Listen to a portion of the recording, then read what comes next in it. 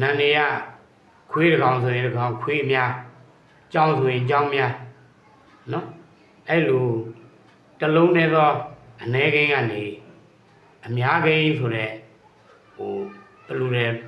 ကိန်းတွေဖြစ်အောင်ပြောင်းတဲ့နေ့ကိုခဏပြောမှဖြစ်ပါတယ်ပေါ့နော်အဲ့တော့ဗမာလိုကတော့နန်းအနေနဲ့အများပြောင်းနေပေါ့အဲ့တော့ဒါလေးတွေကဘာမှသာမဟုတ်ဘူးဆိုပေမဲ့လို့အခုလောက်ပဲမသိထားဘူးဆိုရင်အတန်းကြီးတဲ့အခါကျတော့သူတို့ကပြည့်ရင်နဲ့စာကြောင်းတွေထဲမှာအနေအများကိုမတိမတာလေးကတ်ပြီးတော့ထုတ်လိုက်မေးလိုက်အဲ့ဒီခါမှာကျောင်းသားမလုပ်တတ်ဘူးဆိုရင်ဒုက္ခရောက်တယ်နောက်တစ်ခုကတော့အခုသင်ပြမယ်အပိုင်းတွေကဟိုအများစုသုံးနေတဲ့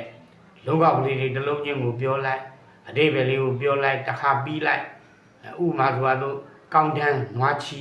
ဟာလာကောင်းဆိုရင်နွားဒါမျိုးတစ်လုံးချင်းပြောပြီးတော့မှဟိုတစ်မိနစ်တောင်မကြာဘူးအဲ့လိုအမှတ်တွေအများကြီးယူသွားအောင်သင်တယ်နီးမဟုတ်ဘူးအခုကဆရာတို့ကနီးပရိရဲ့ရွှေနဲ့ဆက်လိုက်တယ်နီးပရိရဲ့ရွှေစီးမြင်းတွေကိုပေးခြင်းတာဖြစ်တယ်အဲ့ဒါကြောင့်အလေးထားပြီးတော့အပေချာလေ့လာမယ်ဆိုရင်အများတကာနဲ့ပိုးတာတဲ့ကျောင်းသူကျောင်းသားတယောက်ဖြစ်လာမယ်ဆိုတာရဲဝုန်းဝုန်းတင်ပြရဲပါတယ်ဟုတ်လားဘယ်လိုနေရာတွေမှာသုံးတယ်လဲလို့မေးတော့နာမ်ပေါင်းများစွာအဆက်ပါဖြစ်လာအများကြီးဆိုတာမိသည့်နာမ်မဆိုများခြင်းလျင်အဆက်တယ်လို့ပြောတယ်နော်မိသည့်နာမ်မဆိုများခြင်းလျင်အဆက်တယ်လို့ပြောတာဒါကြောင့်နာမ်ပေါင်းများစွာအဆက်ပါဖြစ်လာအများကြီးဥပမာဆိုရင်ကျောင်းစကူအဆက်လိုက်ပြီးရင်ပင်ဖောင်ဒေးအဆက်လိုက်စကျိုးတဲ့ကျောင်းသားများအဆက်လိုက်အများဖြစ်သွားတယ်နော်တီချာဆရာကျောင်းဆရာများအဆက်လိုက်အဲ့ဒါကြောင့်နာမ်ပေါင်းများစွာဟာအဆက်တဲ့အမျိုးထဲမှာပဲရှိတယ်ဟိုနံပါတ်2ကြတော့မဟုတ်ဘူး O S S A C A ကချတာ X ဆုံးတဲ့နာမှတ်ရ E S ဆိုတော့ C A ကနှစ်တန်ရှိတယ်ချလဲရှိတယ်ခလဲရှိတယ်ခဆိုတာဥပမာပဲ monarch အကြီးအကဲကိုပြောတာအဲ့ဒါမျိုးခမဟုတ်ဘူးတော့ချဒီလိုဆိုလို့ရှိရင် ESD ဆက်တယ် O ဆုံးမယ် S ဆုံးမယ် S နဲ့ဆုံးမယ်ချတာပြောတဲ့ C နဲ့ဆုံးမယ် H နဲ့ဆုံးရင် ES ဆက်ရတယ်သို့တော့ O ဆုံးနိုင်လားဆိုတော့မဟုတ်ပြန်O ရဲ့ရှေ့မှာ AEIOU တစ်လုံးလုံးရှိတော့ S ပဲဆက်အဲ့ဒါကြောင့် O ရှေ့တရရှိပြန်က S မြတ်တာဆက်နံပါတ်4ဆောင်ဖို့က Y ဆုံးရင် I ပြောင်းပြီးတော့မှ ES ပါနံပါတ်5က Y တော့ဆုံးတယ်သူ့ရဲ့ရှေ့က AEIOU တရတစ်လုံးလုံးရှိရင်တော့ S ပဲဆက်ရတယ်နံပါတ်6ကတော့နံလုံးဒီ F နဲ့ဆုံးမယ် FE နဲ့ဆုံးတယ်ဆိုရင် V ပြောင်းပြီးတော့မှ ES ဆက်ရတယ်သို့တော်လည်းပဲအလွယ်နည်းအနေနဲ့တော့ V ပြောင်းပြီး ES ဆက်တယ် S တစ်လုံးနဲ့တင်ဆက်တာလည်းရှိတယ်နော်ဥပမာ ROS root ဆိုတာအမိုးဆိုရင် S ဆက်တယ်အဲ့တော့လူရင်းကတော့လူရင်းအနည်းဆုံးလာရင်အနည်းလေးနဲ့သာပြခြင်းဖြစ်ပြီးကဲနံပါတ်1နံပေါင်းများစွာ S ဆက်ပါဖြစ်လာအများပြီ O S S A C H ချတာ X ဆုံးတာမှတ်ရ ES ဆက်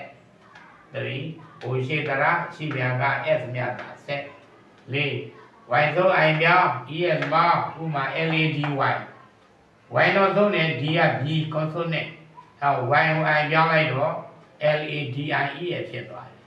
ဒါပေမဲ့ Y ရှိတရာရှိပြန်က S မြတ်တာဆက်ဆိုတော့ DYD ဆိုတာ နေ Y တော့ဆုံးတယ် A ကဘာဝယ်တရာရှိတယ်အဲ့ဒါကြောင့်ဒီမှာ S ပဲဆက်ရထို့တူ BY Y ဆုံးတယ် O ကတရာရှိတယ် S ပဲဆက်ရတယ်ဒါကိုပြောတာF နဲ့ FE V ပြောင်းပြီးမှ E ရဲ့ဆက်ရ E LEA သိရွက် LEA F က V ပြောင်း leaves သိပဲများ